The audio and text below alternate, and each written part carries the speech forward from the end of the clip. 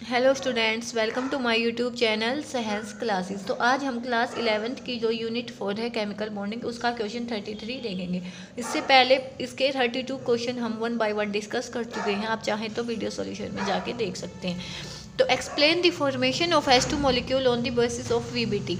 Valence band theory के basis पे हमें बताना है कि जो H2 मॉलिक्यूल है वो कैसे बनता है। देखो, H2 मॉलिक्यूल का मतलब क्या है, H है। जब हम इसका कॉन्फ़िगरेशन लिखते हैं वो होता है 1s1। तो होता क्या है, मान लिया इसमें 2 H एटम्स मिले हैं, 2 H एटम्स के मिलने की वजह से हमें H मॉलिक्यूल मिला है, H2 मॉलिक्यूल मिला है। तो यहाँ से हम क्या दिखाएंगे कि मान लिया एक अपना H एटम है HA, एक अपना H एटम है HB। ठीक है, ये अपना होता है न्यूक्लियस, जिसको हम पॉजिटिव चार्ज से दिखाते हैं। उसके बाद 1 इलेक्ट्रॉन इसमें है, तो इसके वाले इलेक्ट्रॉन को हमने बोल दिया EA और इसके इलेक्ट्रॉन को हमने बोल दिया EB, HB के एटम को। अब हम यहाँ पे लिखेंगे कि जो अट्रैक्टिव फोर्स हैं वो कैसे होते हैं। अट्रैक्टिव फोर्स मतलब जो अपोजिट चार्ज होंगे वो होंगे।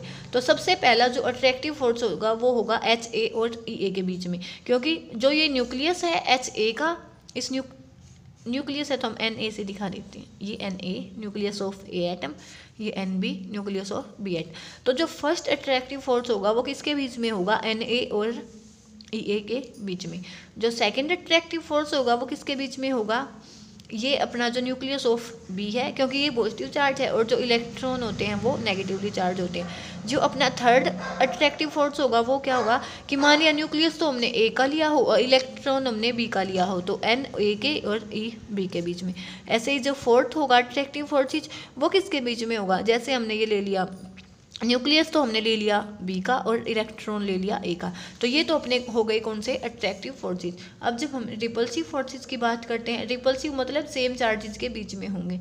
तो रिपल्सिव फोर्सेज की बात आती है तो किसके किसके बीच में हो सकता है, या तो इन दोनों इलेक्ट्रॉन्स के EA EB के बीच में, या तो न्यूक्लियस ऑफ A और न्यूक्लियस ऑफ B के बीच में। इसके अलावा इसमें कोई भी रिपल्सिव फोर्सेज नहीं होते।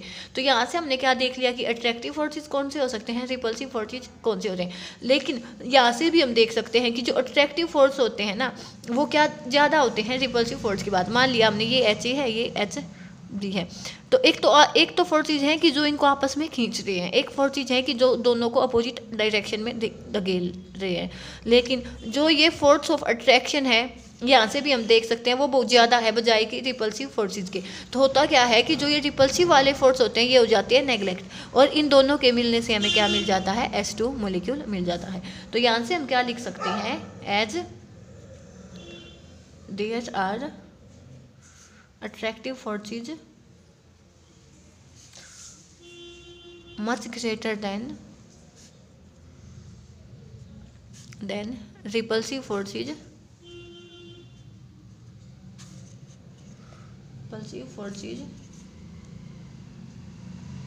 formation of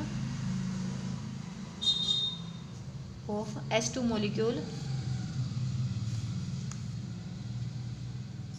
takes place। तो इसी वजह से क्या होता है, H2 मॉलिक्यूल अपना बनता है। तो यहाँ पे अपना ये क्वेश्चन 33 कंप्लीट होता है। नेक्स्ट वीडियो में मिलेंगे क्वेश्चन 34 के साथ। Thank for watching.